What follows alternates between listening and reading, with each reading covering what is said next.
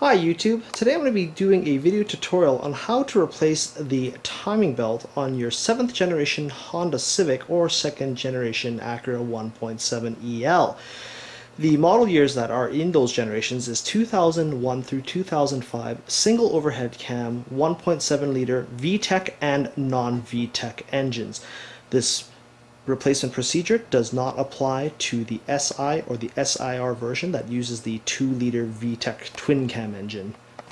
Before we do any type of engine work in the engine bay, we want to make sure that we disconnect the negative battery terminal so that the vehicle is completely de-energized. And this is really important to ensure that accessories such as remote car starters don't accidentally engage while you're working on the car, as well as to protect yourself from shorting out things when you're removing the alternator. Next, we're going to go ahead and remove all the accessory items such as cosmetic covers by using our flat-bladed screwdriver to give the two slotted screws here a quarter turn counterclockwise and lift up. Using a 10mm wrench, we're going to undo the spark plug coils 1, 2, 3, 4, as well as the retaining bolt on the right and on the left that holds the wiring harness to the top of the valve cover, as well as the cable assembly retainers, which is also these 10mm cap nuts located here and here.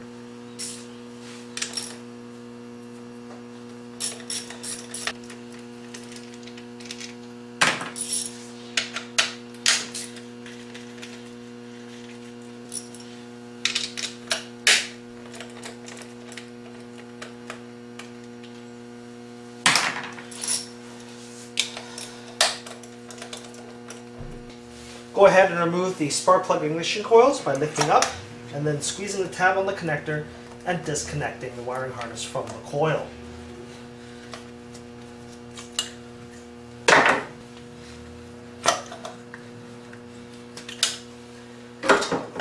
Lift the throttle and cruise control cable assembly off of the valve cover and tuck it in behind the air cleaner assembly so it's out of the way. The next step here is to undo all the nuts and bolts in the power steering pump region, and we can do this by undoing the 12mm bolt that's retaining the power steering pump on the upper bracket and then one directly behind this front pulley.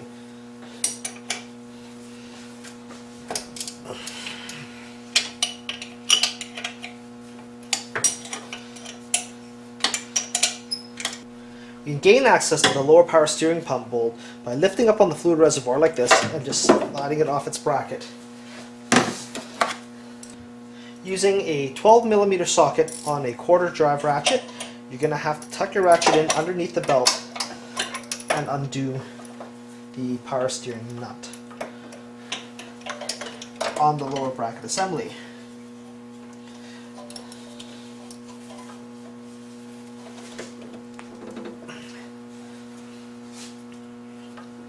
Now, if your timing belt's never been replaced like it is on this vehicle, all the nuts and bolts can be quite tight. So what I'm going to do is I'm going to use an extension pipe just to help me break some of these bolts loose.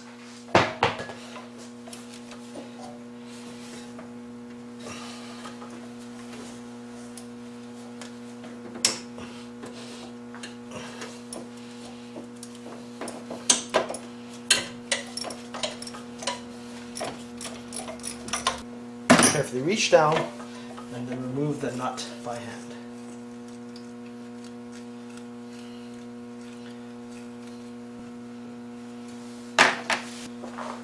Now we're going to loosen the tension on the power steering belt by using a pair of pliers and then turning this little wing nut counterclockwise. And as you continue to unscrew it, the power steering pump will begin to lower and slide down on the bracket. And what you want to do is actually completely remove this wing nut tensioner tightening bolt. Like this. And then, to make access a little bit easier, we're also going to go ahead and remove this upper bracket assembly with our 10mm ratchet and take this bracket out of the way. Now, quick service tip here: if you don't want to lose the screws, just loosely reinstall them back into where you took them out from. Then remove the upper power steering sliding stud. And now the power steering pedal should move freely. And you should now also be able to pull it away, exposing the lower power steering bolt, which will just kind of fall out of the bottom there. And this is what it looks like. We can now unhook the belt off the pulley, undo the power steering hoses from the clips in the upper brackets by pulling them out, taking careful not to kink or damage any of the hose crimps. And then what we're going to do is we're going to take this entire assembly and place it on top of the engine so it's completely out of the way. And that's where I've actually tucked it away from. Using a 10mm socket, we're going to go ahead and undo the air conditioning upper suction line hose and undo it from the bracing bracket.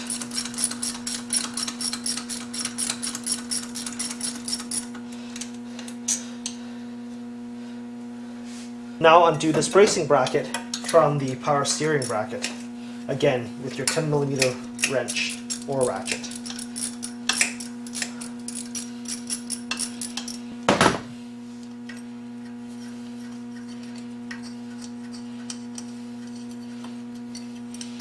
And this is what that assembly looks like.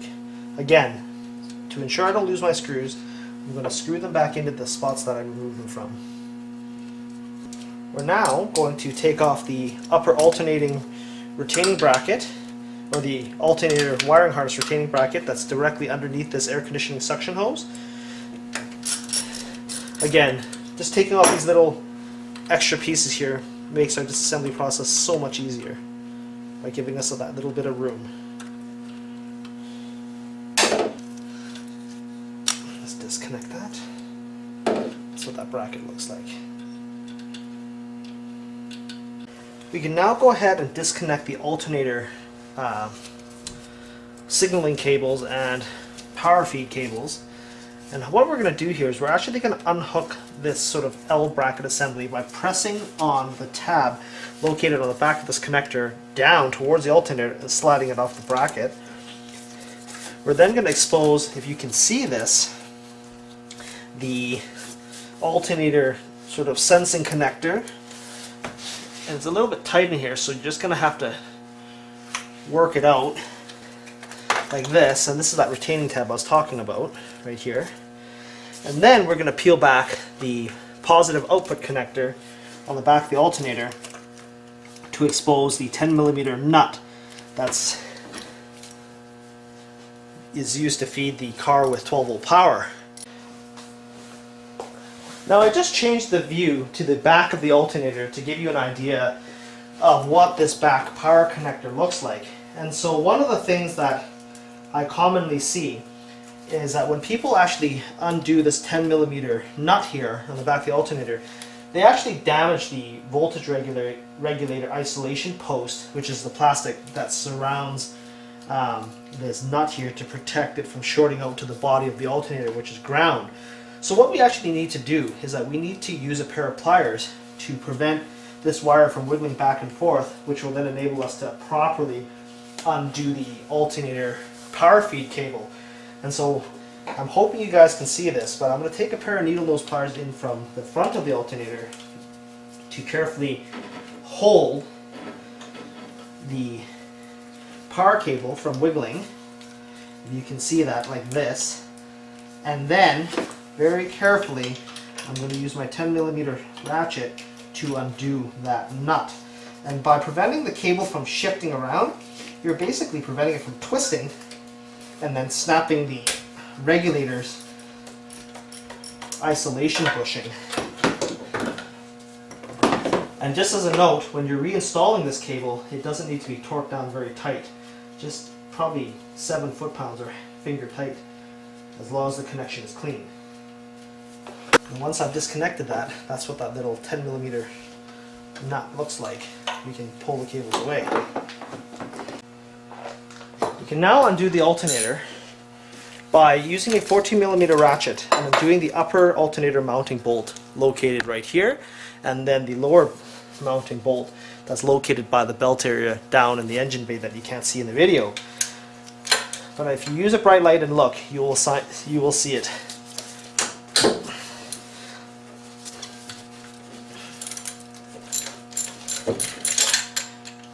So I'm just going to loosen the upper alternator bolt, and then I'm going to switch my sockets to a 12mm to undo the lower bolt.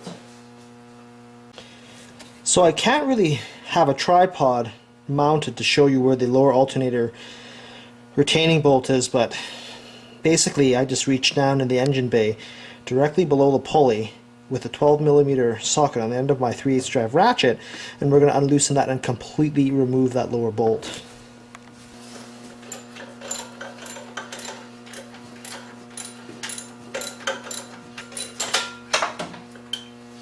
And this is what that lower alternator mounting bolt looks like.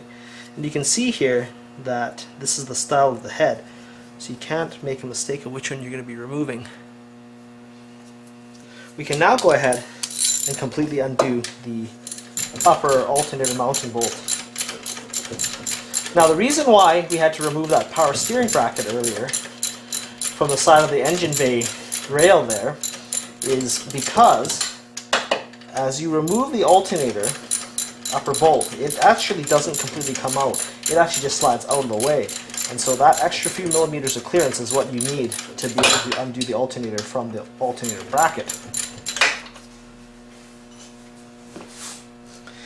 And then once we've slid the alternator bracket or bolt out, we'll go ahead and press down on our alternator to take the tension off the belt. Unloop the belt, if you guys can see what I'm doing here, which I don't think you can. And then using a screwdriver, pry at the bracket mounting point to undo the alternator assembly. So this is what that lower mount point looks like on the alternator, and this is the upper portion right here. Now, when I was removing the wiring harness earlier, this is that isolator bushing I was telling you about. Normally what happens is that the wiring harness, it has a ring connector and it comes out this way.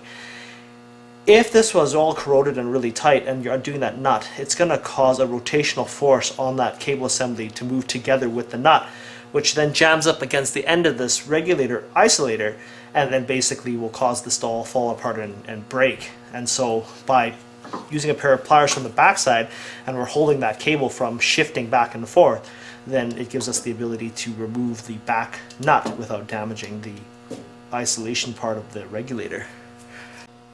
So earlier the power steering reservoir bracket was here and we removed it.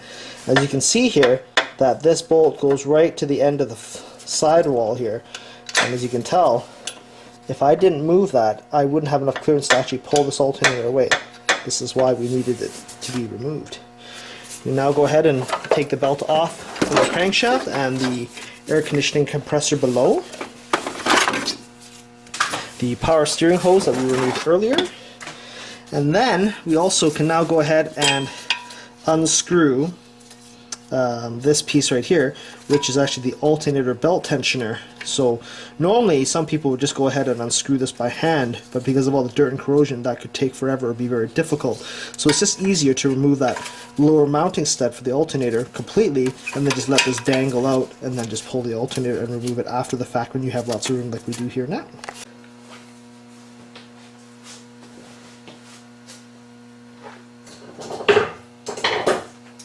Now that we've removed the power steering, the alternator, and have freed up the wiring harness that connects to the alternator, we can now go ahead and carefully undo the little clips that retain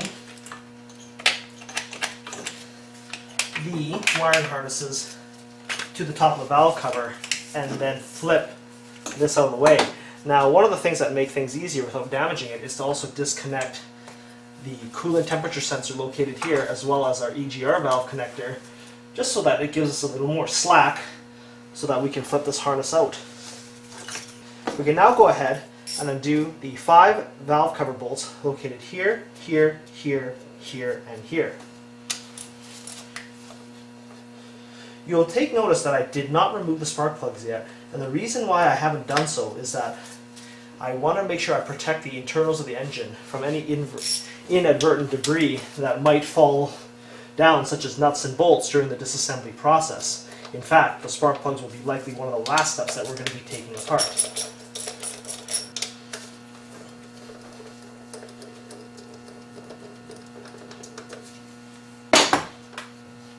Remove the engine oil dipstick.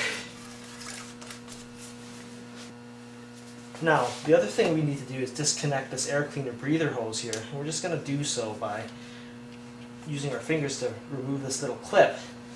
And then using a pair of pliers to break the seal on the valve cover, and then we're going to have to use a little bit of force here to press it off. Now, how you break the seal is you want to get a pair of pliers like this and just gently pinch the hose and then move it back and forth so that we break that seal. Like that. Now, there's actually one final screw that needs to be removed from the valve cover before the valve cover can actually be removed from the engine, and that's this air conditioning suction hose that's held in with this really long 10mm bolt located right here, which frees up this bracket assembly. And what I found that works is I just use a pair of pliers like this and then place it on the end of the hose and then just wiggle back and forth to press the hose off of the cover nipple. Now, FYI guys, this hose can be quite a pain in the you-know-what, because I don't really know why Honda designed it the way they did, such that it wasn't very easy to remove. That hose looks like once it's been removed. Now the next step, once this hose has been lifted up, is that we want to remove this upper sort of wiring harness that's attached to the valve cover, and you want to be really careful here that this hose is out of the way and that you flex the rail of this wiring harness cover over this nipple so that you just get that little bit of extra clearance needed to unhook this wiring harness off of the valve cover studs. Again, you don't want to break anything here. And I always undo the left side and then press up where the nipple is to undo the right. Like that. And then if everything has been removed and unbolted properly, you just got to grab the valve cover on the left and the right and just give it a wiggle to break the seal. And so you can even bend the air conditioning line out just a few millimeters to give you that clearance that you need to undo your valve cover. Now, I strongly advise against using any screwdrivers or any objects to pry the valve cover off. The reason why is that if you mar the mating surfaces of where the valve cover sits on the head, you're going to end up getting an oil leak. And sometimes using liquid sealant like Ultra, Permatex Gray, or Honda Bond is not going to solve your problem. So just be aware of that. I also forgot to mention that you want to remove this little bracket here on the back of our valve cover that retains the air conditioning hose position. Like that. And then just slide this bracket out of the way. And your valve cover should just come off like this. Using our ratchet, 10mm socket, and a series of small extensions, we can now go ahead and remove the timing belt, the upper timing belt cover, which is held in with three screws held in here and here.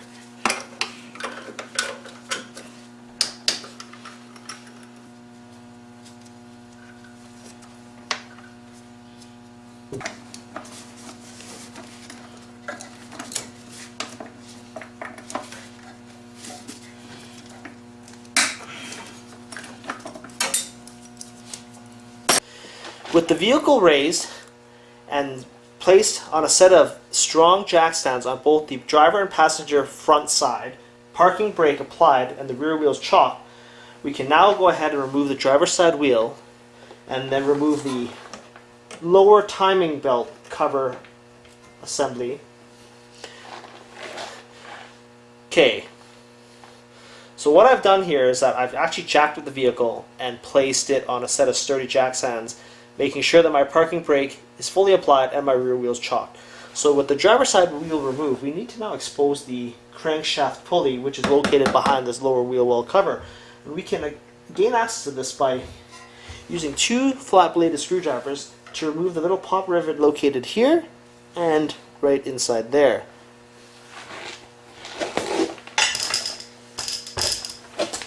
So what we're going to do is just place our screwdriver into the slotted ends of this pop rivet. Now, depending on how old your car is or how much corrosion there might be and how seized up the clips are, that centerpiece may not pop out. But on this relatively low mileage vehicle, they just came out like this. And then once they've loosened up, you can just use your fingers to pull them out. As so. And repeat the same for this side. And then you can just pull down and fold this cover all the way. You can see that there's the crankshaft. So now that we're pretty much at the stage of getting the engine set up to top dead center positioning to remove our timing belt, now is actually the right time to go ahead and now remove the spark plugs from the cylinder head. And so the reason why we want to do this now is because we want to eliminate as much engine compression as we can to make rotating the engine more effortless.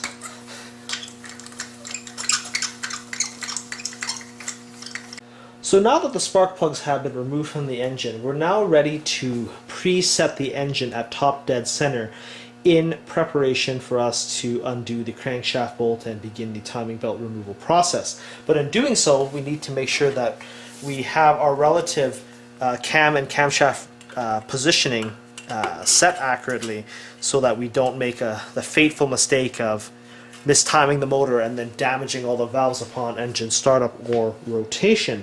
And so basically what I'm going to do here is that I'm going to get a 19mm socket and attach it to the end of a long 1/2" drive ratchet, and I'm going to just rotate the engine's crankshaft from below the car, from the crankshaft pulley that I had showed you earlier that I exposed, so that we can sort of get a sense of how the motor works on the Civic. So as you can see here on the pulley, never ever turn it clockwise, guys, by the way, for the Civic. It's always a counterclockwise rotation on the D series motor.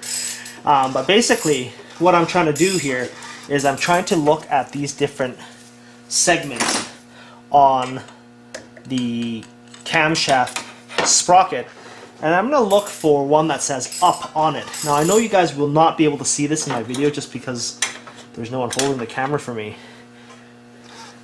And I'll go ahead and just keep rotating until I begin to see up point towards the top of the engine.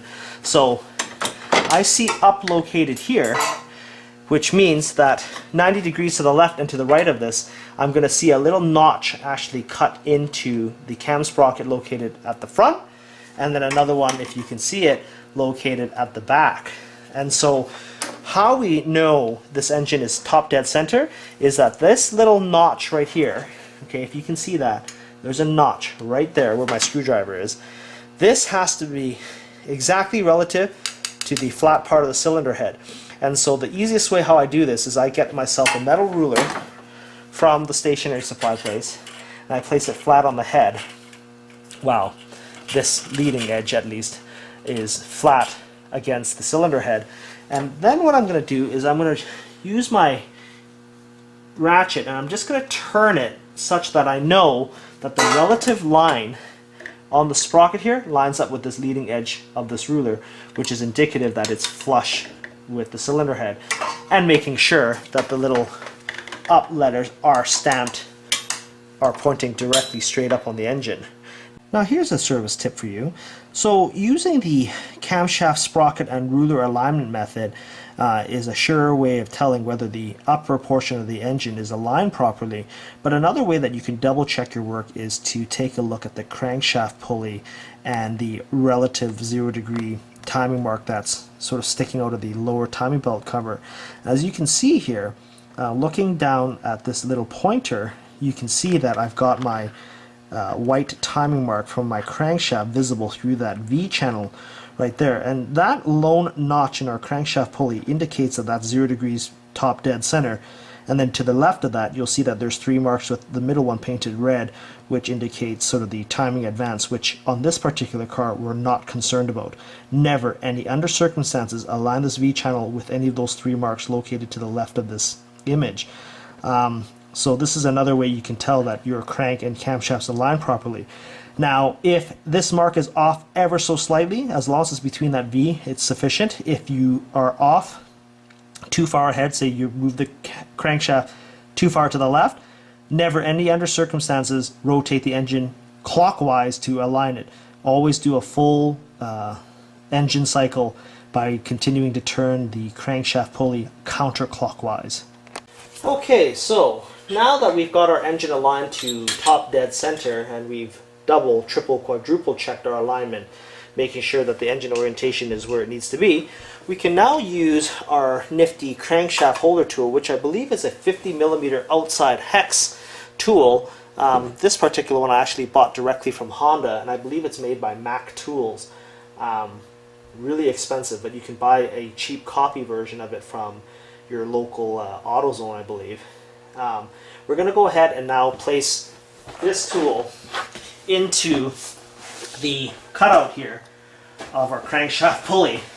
Now, one thing you need to keep in mind is that you may not be able to completely align this tool perfectly, and so it may require you to rotate the crankshaft a hair to the left or hair to the right. Now, I know that's sort of contradictory to what I said, but for the purposes of removing our crankshaft pulley bolt, we don't really have much of a choice if we don't have a hoist and someone to help us hold things.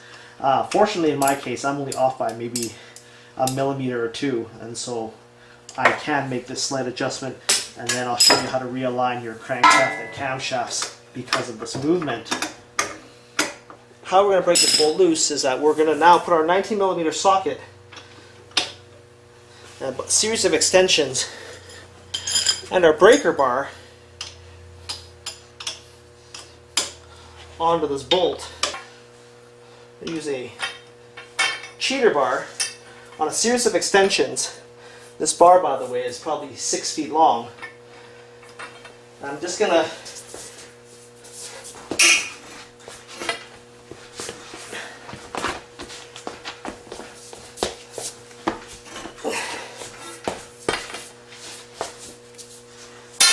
break that crankshaft bolt loose. Now that took a lot of effort because this was never actually removed before in the past. And even though the Honda spec calls for 175 foot-pounds, I can assure you that that bolt was way tighter than that. I had to lean all my weight into that just to break it loose. And so now that it's loosened, we're going to actually use an impact gun, if you have access to one, or just hand tighten this again so that we have the ability to rotate the crankshaft and adjust our TDC position once again. So I'm just going to give it a tap with my impact gun to tighten it, and then repeat our TDC alignment process. So much like what I did in our step prior to this, I'm going to use my flat edge and rotate the engine several revolutions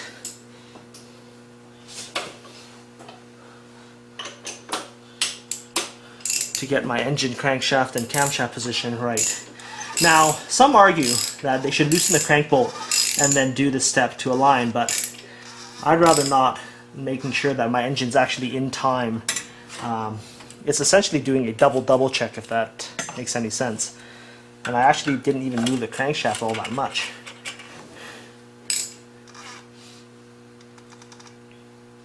So you can see, if you can see in my video, there's a notch here lined up with the flat edge, which is flush relative to that. And then if you can see under the poor lighting and tight engine space that my crankshaft pulley white mark is also still within the boundaries of that V, indicating that our engine is now in time again. We can now use our impact gun to remove that crankshaft bolt.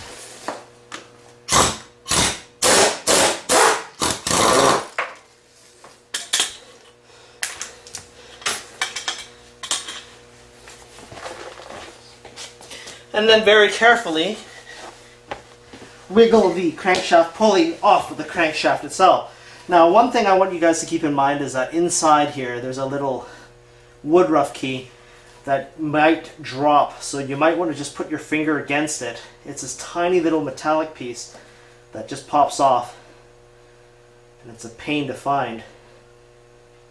So we pull off our crankshaft and then remove the little tiny wood rough key, and that's what it looks like, and set those aside. We can now go ahead and remove the lower timing belt cover, and I believe there's at least 4 or 5 screws here, and I'll try to point them out as best as I can.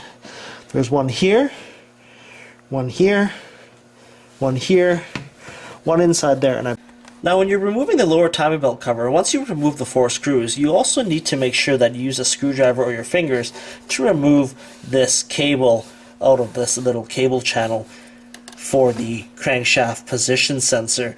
Otherwise you're not going to be able to get this cover off properly. Okay, so it turns out that the lower timing belt cover only had 4 bolts holding it in. So 1, 2, 3, and then the 4th one is recessed in here. And then once I undid everything, it was kind of a pain to pull off because this sort of weatherproofing gasket was stuck onto the side of the engine block. So just make sure that when you're pulling it off that you try your best not to damage this gasket, and to ensure that you reinstall it back onto the lower timing belt cover. And of course, to align it, there's all these little nubs here that correspond to the notches cut out in the timing cover. What I find is that the gasket keeps falling out like this. I just use a little bit of RTV sealant or Honda Bond and just kind of glue some of the edges back onto this cover, because that's actually supposed to be an entire assembly.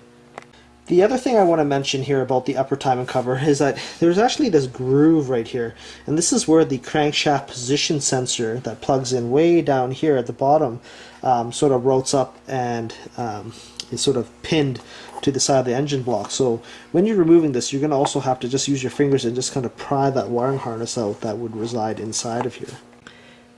So the next step here is to remove the driver's side engine mount so that we can route the timing belt off of the side of the engine. But in doing so, before doing so I should say, we need to make sure that we support the engine using our jack and a block of wood, and just make enough contact with the oil pan, which is the side where the driver's side is, where the weight's going to be. So you don't have to jack the engine up necessarily, just enough such that your jack makes sufficient contact. Using a 17mm socket, remove the side engine mount bolts, or nuts, sorry, located here, here, and here.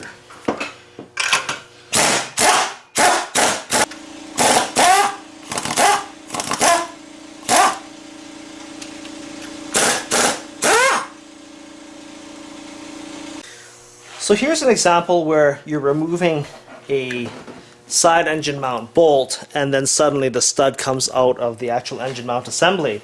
Now this could be due to the fact that there's corrosion on the threads, or sometimes I've just found that these things seize right up and then the entire assembly just comes out. So what actually happened on my particular bolt here is that you can see that the stud here is actually stripped, and this is why this never came off. And so now I'm going to have to go to Honda to order a replacement stud. No big deal here. I've actually run into this problem in the past on several vehicles, so this is nothing new to me. But basically, once we've done that, we can go ahead and remove our mount like this. And just as a note, during my reassembly video, I'm not going to show me reinstalling this, but I'll tell you how to do it now. Is you're going to basically take 2 17mm nuts on the new stud, and then you're going to, well, imagine this is the one I put on, and then we're going to put another nut on top, and then put some Loctite on here, and making sure that we screw this stud all the way down into this side engine mount, like the one adjacent to it. If you don't screw the stud in all the way, say if it's only screwed in 3/4 of the way through, then over time vibration will actually tear out the aluminum threads that is holding the stud. I've seen that happen before, and people make that mistake by not reinstalling the stud properly. So unfortunately this front stud is damaged, but the new one to reinstall will literally look the same. So now that we've removed the engine mount dog bone here on the side and inadvertently screwed up one of the studs, which I'll have to order a new one from Honda, we have to now remove this aluminum engine mount from the engine block, and that consists of removing 3 bolts in the front here by the alternator area, and then 2 that's directly located underneath this mount. It's actually inside the mount. So there's 1, 2, 3, 4, 5 bolts that need to be undone. Now, one of the things that make this portion of the job such a pain is that the 2 14mm bolts that bolt in the side of the engine this way are really hard to gain access to, and so sometimes, or in the past at least, I've used a ratchet to just loosen them and then used a little knurled plated tool that has a socket end on it to undo it from underneath. Now the alternative method here is to actually undo the side engine mount by removing the 3 14mm bolts. Now, when you remove the side mount, it actually gives you considerably more room to work with, and you can actually undo those side mount bolts usually from the top without killing yourself. So here's a neat little service tip here. For this back bolt, you can actually use a wrench to take it out, because you don't want to start taking off the ABS pump to gain access to this rear bolt. And I find that using ratchet wrenches makes a world of difference. And then just lift the mount out like this. Now to remove the side mount, you can use your hands and you can feel that there's actually 2 bolts here. And since we've got that much more room by removing the side mount, you can sort of get a sense of how I'm getting my tool in here to undo that bolt. Now be careful as you undo the bolt further and further out that you don't want to end up jamming your ratchet against the cross member of the frame of the car. Otherwise you're going to have some serious difficulties reversing that ratchet and getting it out. So using that little tool I mentioned earlier, I can now reach inside and then undo it by hand. Now depending, what I found sometimes is that you can actually remove that lower bolt easier by using a little ratcheting wrench like this from the bottom to take it off.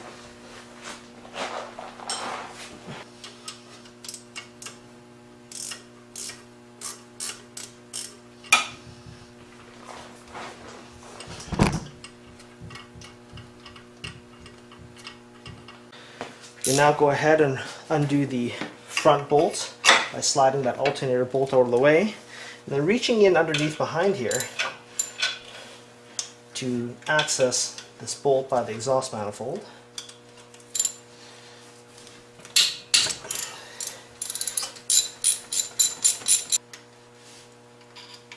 When undoing the bolts, pay attention to the orientation of how the bolts are coming out, making sure that you made these bolts all back up in the same positions that they were removed from. Go ahead and remove the 2 bolts behind the alternator.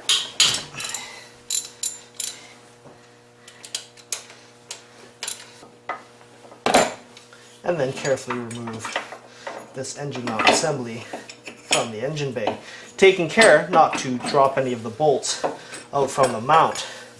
So as you can see, so this is what that side engine mount looks like.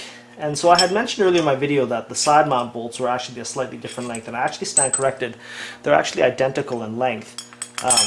It's actually the front bolts right here, the 3, that have differing lengths. And as you can see here, this lower one is actually shorter than the one on the top by a few millimeters. And conversely, the side one is also long like the top bolt. And the reason why is that if you actually take a look at the casting, if you've actually lost your orientation of which bolt goes where in terms of length, place them all inside the holes and then drop them in as such so that you can see what that relative length is, and they should all be even. And the shorter one should be on the bottom because it makes sense since the metal here is thinner, or it sits lower than these 2 other bolts. So just a quick service tip that when in doubt, place all the bolts in the appropriate positions, or use common sense by looking at how thick the overall metal is on the mounts. And this is what that timing belt area looks like. So as you can see, pay attention to the routing of how the belt is going to be installed. Basically, it runs down the front, down to the camshaft, or the crankshaft, up through this tensioner pulley, in, behind, and over the water pump, and then back up to the camshaft. So it's a fairly straightforward routing. So to detension the timing belt off of the engine, we're going to use a metric, and it has to be a metric 6mm hex or Allen key end socket that we're going to place into the little hex key on our tensioner, which is below. And it's going to go into a little hole on an arm. And then what we're going to do is that we're just going to gently turn it counterclockwise enough to pop the belt off. So if you can see here, the water pump is right up there, and this is the tensioner. And I just plugged that end onto our tensioner, and I'm just going to gently push. As you can feel, there's some spring action there. And as I spring that off, I can basically slide the belt off of the pulleys. So you can see here,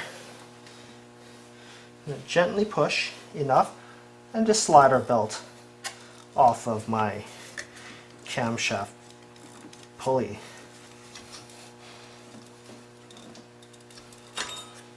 And then just very slowly release.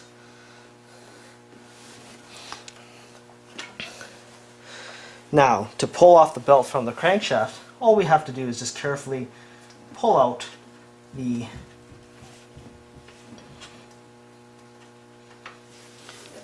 crankshaft timing sprocket and then remove our belt. So since we removed our lower timing belt crankshaft sprocket from the engine, we actually want to go ahead and also remove this little spacer ring, and that actually helps the timing belt realign properly in its travel path. And so the significance of this ring is actually meant for, as the belt is being sandwiched in, to make sure that there's a channel for this belt to run in like this. And then there's actually one end that's got a taper, this rounded taper here, if you can sort of see that. And so the rounded part is right here, and then the straight edge is on the back. This tapered portion right here actually needs to face the inside of this crankshaft sprocket, and the reason why is that as the belt is running, this rounded or chamfered part is actually guiding the belt squarely onto this little cog. And so we want to make sure that prior to reinstalling this, that there's no oil or residue on it. So we're going to clean this all up with a towel or a rag. Clean this part up, and take very careful care not to drop this part, because as these little nubs here on this ring signify, they're actually little magnetic pickup points for the crankshaft position sensor, which is actually located right here. And that's actually really critical for the engine to run and be timed properly through the ECU. Also, when we've removed that spacer ring, we want to just take a look at our engine seal right here to make sure that there's no oil. And on this car, because of the low miles, there's no traces of it. If it is leaking, then you're going to also have to replace that front main seal on the engine. So I'm just going to take a rag, clean things up.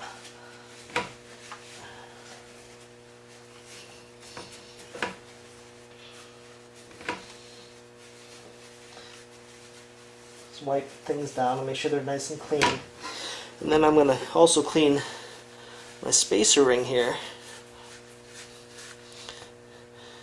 And then making sure that I reinstall this onto the engine with this rounded chamfered part facing out. Because remember, this goes like this, and if I turn this sideways, that guide has to run that belt in between this. Always make sure that you triple check the orientation of this ring. So here's a quick thing I wanted to show you guys. So I mentioned earlier with the timing belt, the old timing belt still installed, that it was kind of difficult to see how, if we knew the crankshaft on the bottom end was at TDC, and it's not quite as easy as seeing it on the camshaft side since the timing cover's been removed. So you see here on the oil pump body, we see this little arrow pointing here. And then I mentioned earlier that on that timing belt cog, there was actually a little notch. If you actually place this back onto the crankshaft, you'll see that this line here, relatively speaking, actually will approximately line up with the pointer on the cog here. So I can't hold this very well, but I can tell you right now that these lines do line up this pointer is within several degrees of this mark on the crankshaft cog.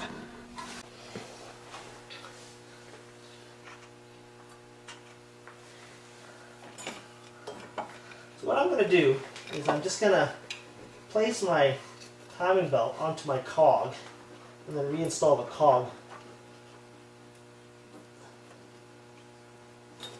Okay, so now that we've loosely installed our timing belt onto the crankshaft cog, making sure that it's pressed up against the block, what we're going to do is we're going to carefully route our timing belt over the tensioner pulley, making sure that all the cogs or the grooves in the water pump are all lined up.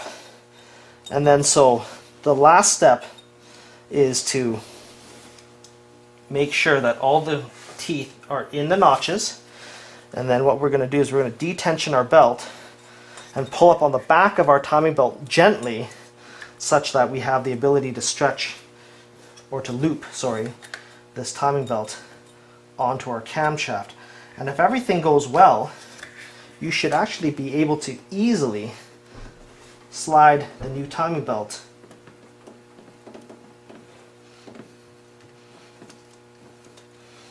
back on to the camshaft sprocket as so. And so once that's done, and remember, do not reef on this ratchet, you just want to use like finger pressure to push it.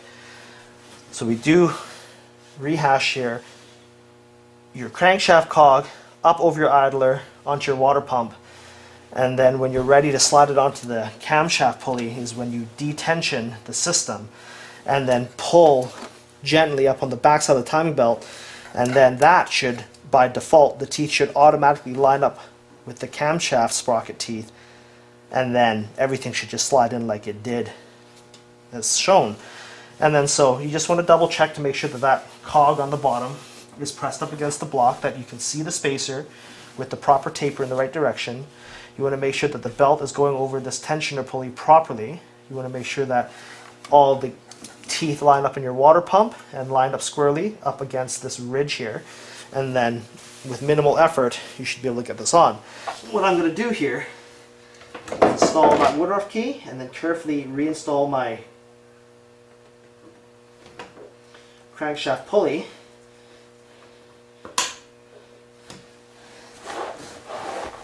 and then using an impact gun just very lightly reinstall the crankshaft bolt. The reason why you need to use an impact gun is when you're turning the engine counterclockwise, that's the same way as unscrewing a screw.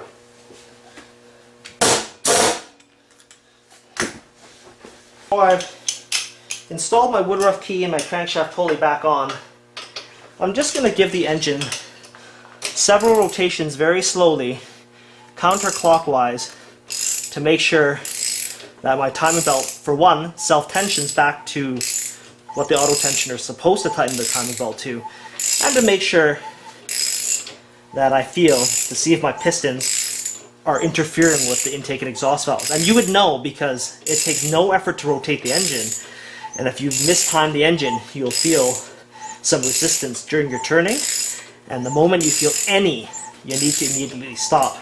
So how I do this is I rotate the crankshaft at least probably 15 rotations, and in fact I rotated enough times to make the oil pump start pumping oil to the head.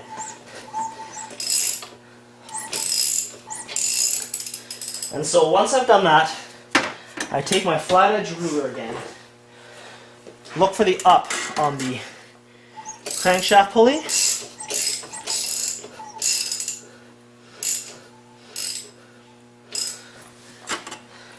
and then just measure to see if I'm at TDC. So I'm at the little mark, as we saw several times in the video already, and I didn't feel any resistance. So what I'm going to do now is I'm going to bang off my crankshaft pulley and just see to make sure that that crankshaft cog is in the relative correct position. So you can see here, camshafts at TDC, that little notch, if you can see that, on that cog is in fact lined up to the little arrow on our engine block. There you go. See that arrow behind the belt? Lines up perfectly with my mark on my cog.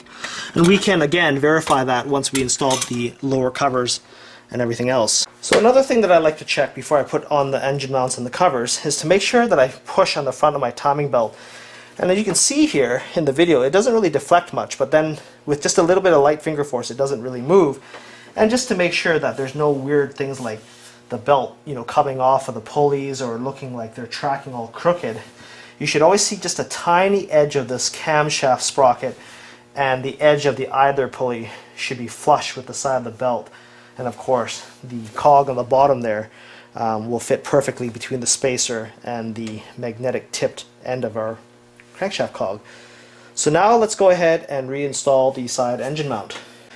Now, prior to doing any reinstallation work of our fasteners, especially when it comes to components that mount into aluminum, or any type of metal for that matter, I always like to just coat everything with a liberal amount of anti-seize. And the reason why is that it prevents galling and seizing of fasteners, and that's more so important when you're using dissimilar metals such as steel and aluminum. So as you can see from my engine mount stud damaged earlier, that's a direct result of galling and corrosion creating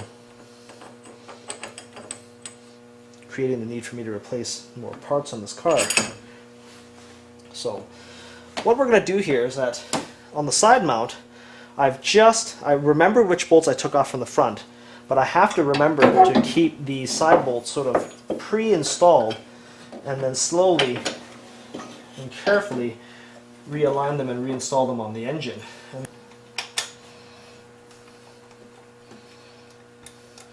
Now remember, anytime you're reinstalling screws onto your vehicle, at no point, especially when you've coated things with lots of anti-seize, should you ever run into a scenario where they're difficult to screw in.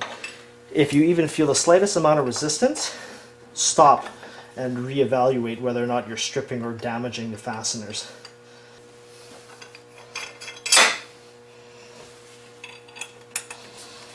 Now the reason why you want to loosely install the mounts is that generally when you're trying to align 5 screws into 5 different holes, you're not going to get it the first time. And so when things are nice and loose, it makes alignment a little easier.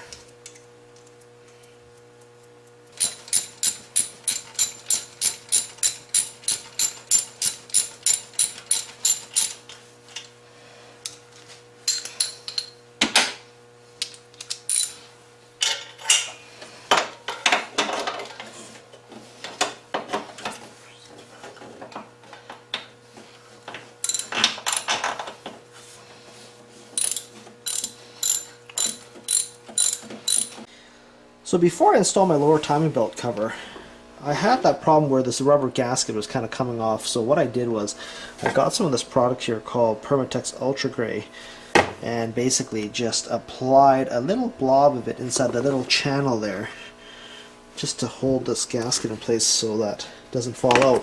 The last thing you actually want to do is inadvertently have this gasket get jammed up inside the timing belt area, which would cause it to hop a tooth or two and then cause irreparable damage to your motor. So it's actually really important that we glue this piece back into place.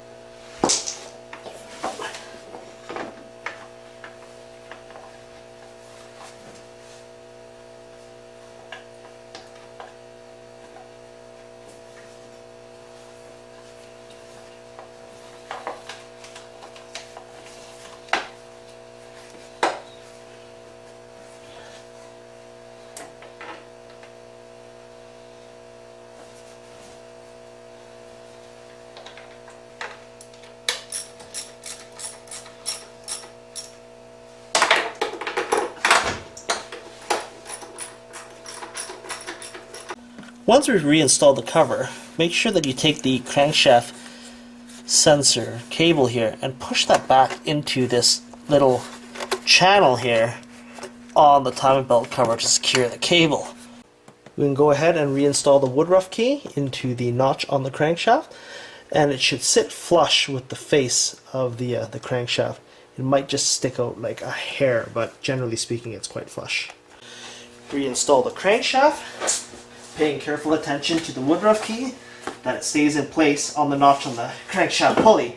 Now the purpose of the woodruff key here is to make sure that the crankshaft remains aligned relative to the crankshaft itself. And the reason why that's important is that, remember we saw in the crankshaft earlier that there's some timing marks on the side of this crankshaft to tell us where TDC is. Well, if that woodruff key goes out of sync, then how do you know what TDC is when you're doing a spot check on your engine? So that woodruff key is super important.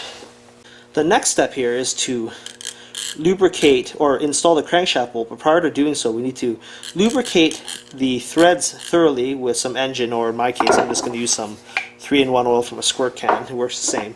And then also place some oil underneath the bolt where it contacts the washer, but not getting any oil here on the surfaces that contact the crankshaft pulley.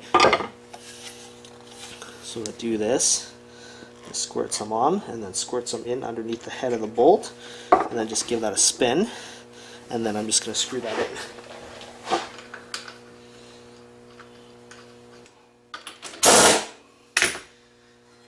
So at this stage, before we actually continue tightening things down, we're going to go ahead and check to make sure that TDC is aligned on the crankshaft and on the camshaft. So using my flat-edged ruler, I can see that my camshaft hasn't moved, where the up marker is right here, and then that side notch in the pulley is still flush with the head.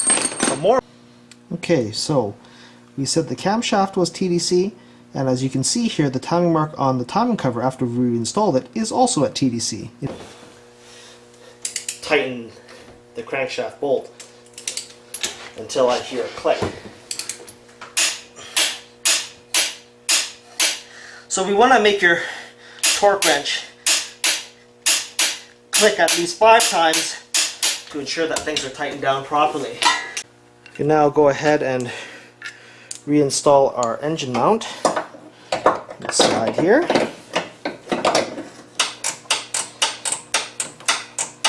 We want to make sure that before we sort of glue the valve cover back onto the cylinder head, that we take a screwdriver and very carefully remove the liquid gasket, the Honda bond that came from the factory. In order for a good bond to occur, or to happen, you need to make sure that the surfaces are clean.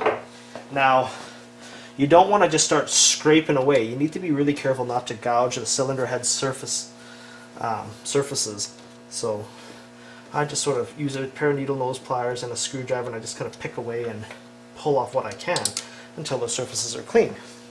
And the only places that you should actually only see the liquid gasket being used is on these curved areas on the cylinder head, where you see me sort of picking away and scraping away.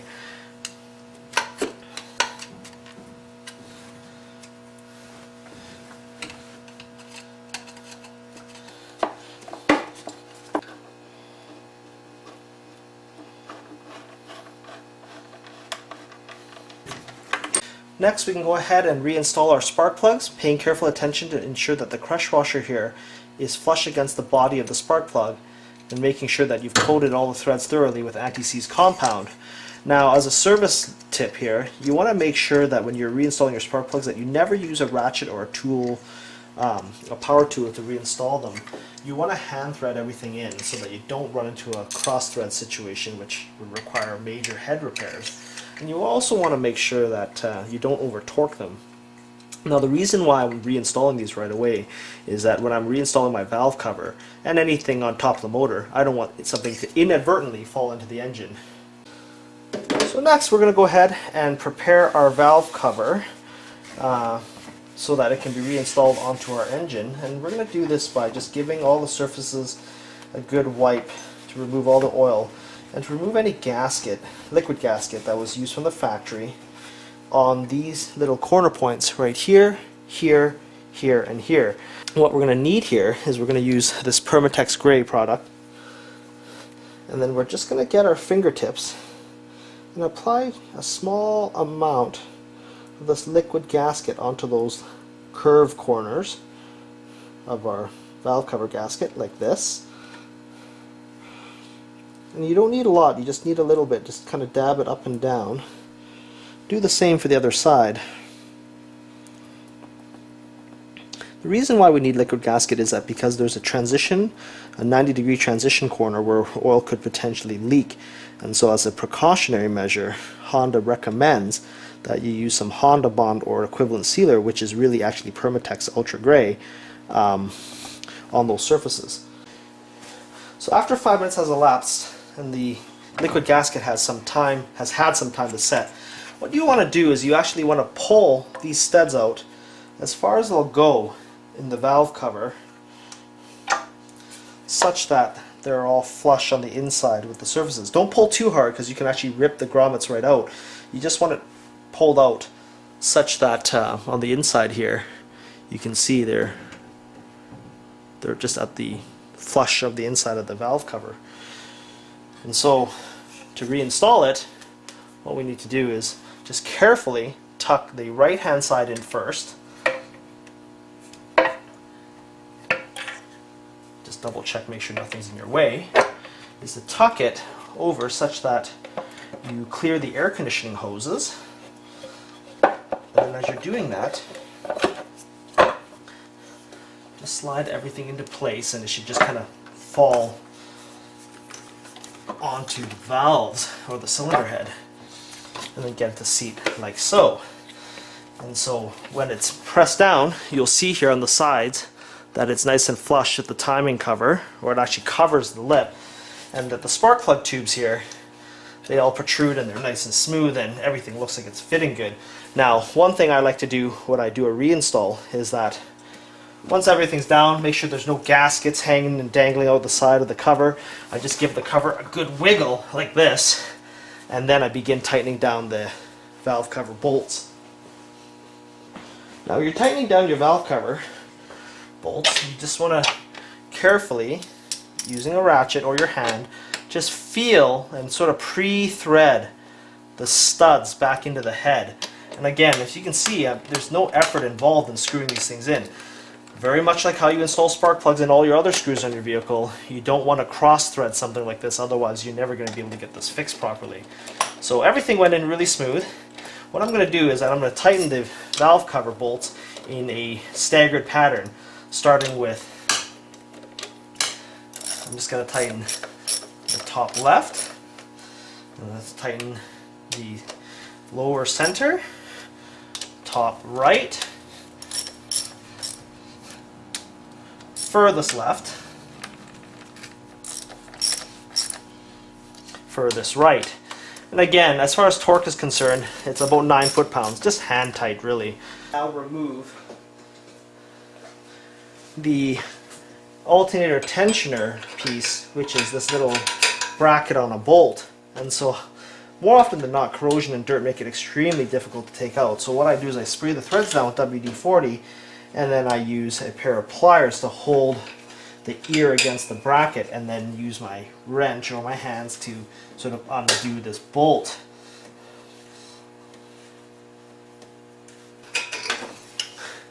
And this is what that piece looks like once it's been removed. You can see there's a lot of corrosion and just dirt. But how this works is that that lower alternator mounting bolt that would push up in here would pass through, and then as you tighten this bolt, it would be against a flange, and that would essentially pull the alternator away from the engine block, which would tighten the belt. So what we're going to do actually is, once we've removed it, we're just going to coat this with a liberal amount of anti-seize, and then we're going to reinstall it in this orientation through that lower bracket. So we're going to reinstall the alternator, and I'd mentioned earlier in my video that we're going to take this assembly piece, which is the alternator and air conditioning belt tensioner bolt, and we're going to pass it through this lower bracket and then just loosely install it such that this bolt and this ringlet, or this ring eye I guess, is fully extended. And the reason why we want to do that is so that it gives us the most working room for the alternator, because as you tighten this bolt, it actually shortens, or it pulls the alternator away from the engine, which makes the belt tighter. So what we're going to do is take our alternator and put it back into our engine bay, like so.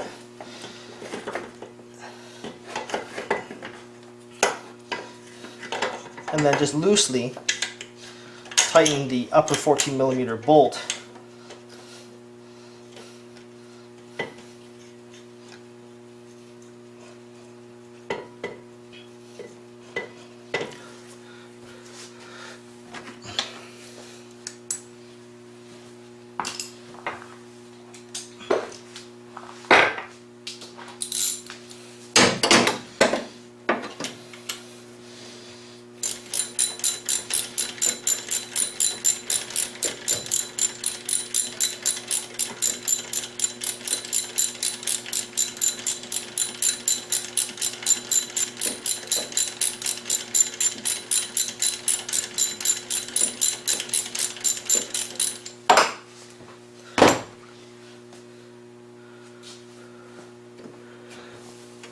Next, what we're going to do is we're going to reinstall this lower alternator bolt, and that's why that sort of that tensioner piece, that tightener, has to be extended fully so that we can kind of wiggle the alternator back and forth so we can feel how this bolt will pass through that little ringlet and then screw back into the alternator body.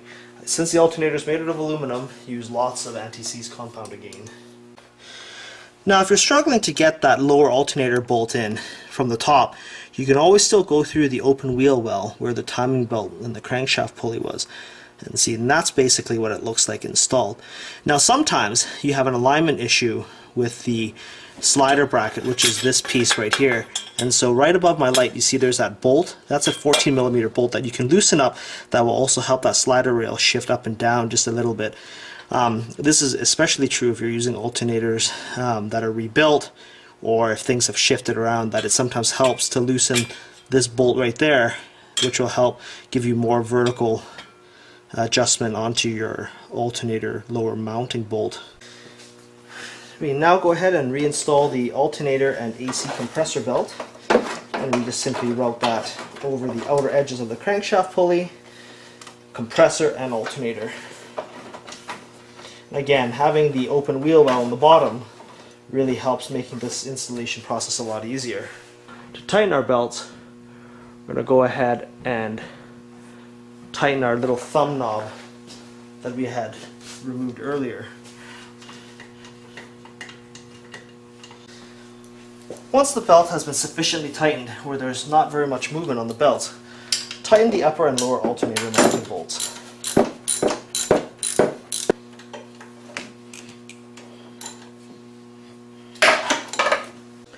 Reattach the air conditioning suction line bracing bracket.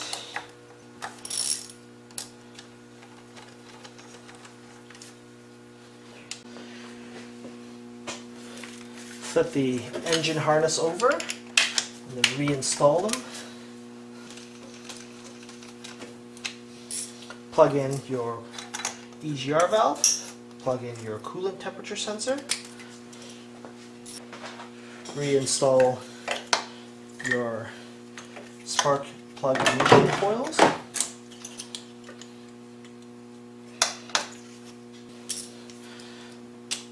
tighten them down,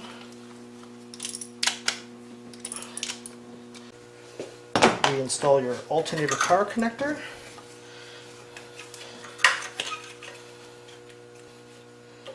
and then plug the alternator sensing cable back in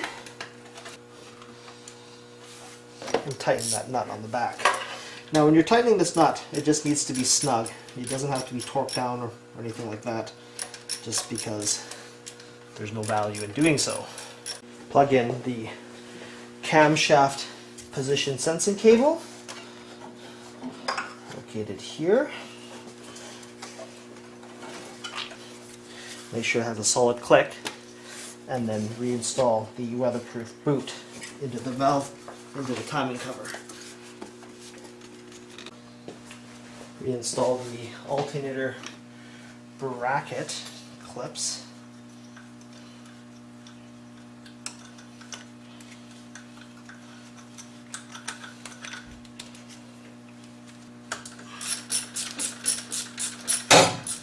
We need to reinstall this stud such that it seats flush against this smooth portion of the stud bolt, So how we're going to actually do this is I'm going to take my brand new nut here, and I'm actually going to install the nut backwards, and then I'm going to take a corresponding nut that wasn't damaged during the removal process, and I'm going to screw that here on top so that they sort of butt up against each other like this, so I can use a ratchet and basically turn this down and screw it onto the engine mount. And so before we do the reinstallation, I want to use a little bit of Permatex blue removable thread locker just to make sure that this stud doesn't ever come over this mount again. I don't need a lot of thread locker just because, well, you just don't. Just enough to coat the threads like this. And then we're going to hand thread it in to get the threads all started out.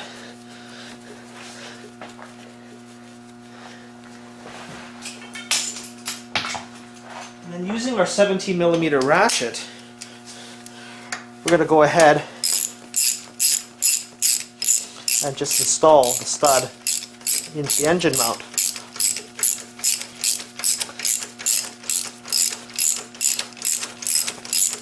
So it shouldn't be difficult to do. It should actually be really easy to screw in. And you just got to basically stop when the stud stops turning into the mount. You don't need to crank down on it. Just make it such that that smooth part is flush with the engine mount. So to remove the stud, or the nuts now holding the stud in place, we're just going to use our wrench to hold the lower nut and then undo the top nut with our ratchet. And once that's broken free, you can just undo it by hand.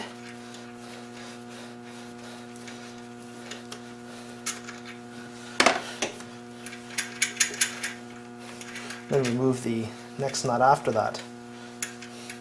And that's how you reinstall a engine mount stud, or any stud on an engine for that matter, properly. So you can see in the video that smooth part is flush against that engine mount.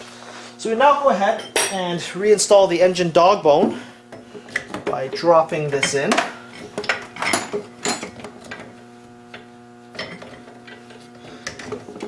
Now if you find that you can't get the dog bone in properly, sometimes it helps to actually lower the engine a little bit within the engine bay. And that'll give you a little bit of clearance from this ABS modulator.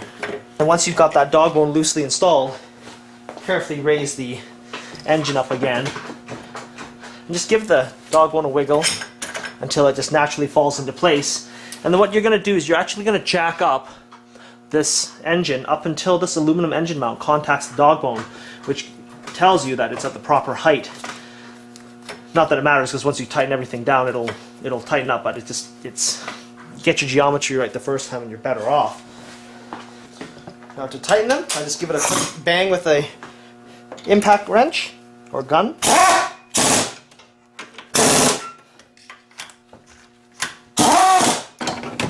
Our next step is to reinstall our power steering reservoir bracket, located here.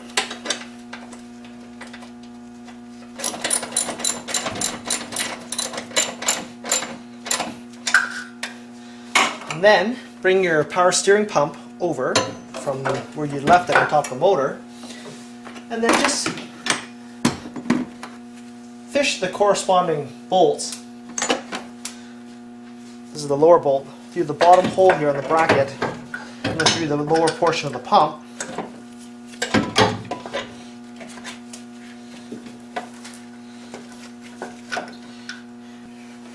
You install the little upper bracket piece here.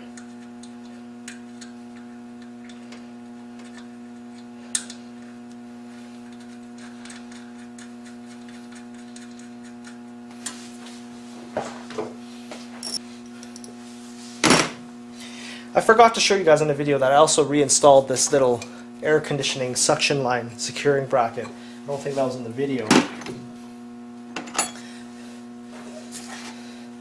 The next thing is to install this funky looking bolt through the upper mounting hole.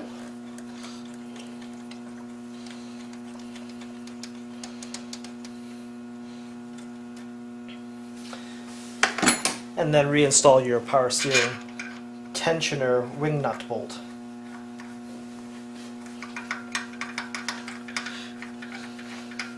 And from this stage, make sure that that's pressed all the way down. We can now go ahead and loop our power steering belt back down through towards the crankshaft, and because your wheel well cover is still open, you just got to hook it around the crankshaft.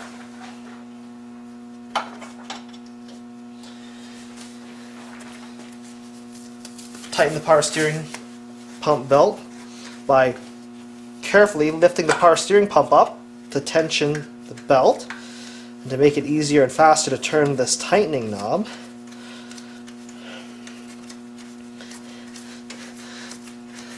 And just continue tightening by hand only until you can't really turn it any further, and that's usually enough. Using your 12mm wrench, tighten the securing nut, hand tight. Conversely, use your 12mm 1/4" drive socket to tighten the lower one, below the belt line. Since the fasteners are really small, do not over tighten. Reinstall the power steering pump reservoir back in the bracket.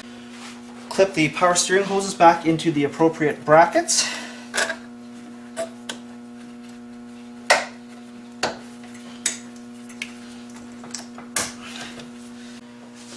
Reinstall your throttle cable and cruise control cables.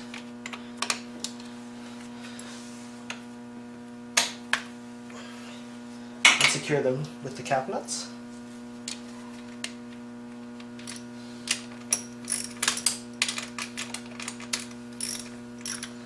Once the engine mount has been securely tightened, proceed to remove the hydraulic jack from underneath the oil pan. Clip our folded out of the way lower wheel well cover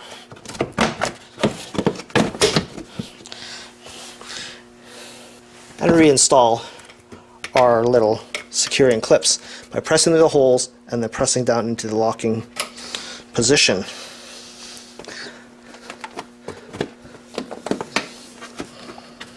Reattach the negative cable to the battery.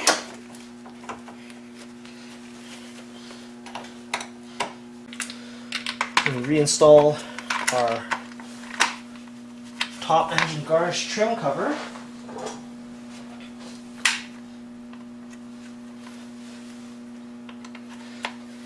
Prior to starting the engine, it's also a good practice to make sure that you double check your vehicle to make sure that there's no extra bolts or tools or anything laying around within the engine bay where you were working. And if all is good and you've quadruple checked to make sure that your engine does in fact go to TDC, proceed to start the car.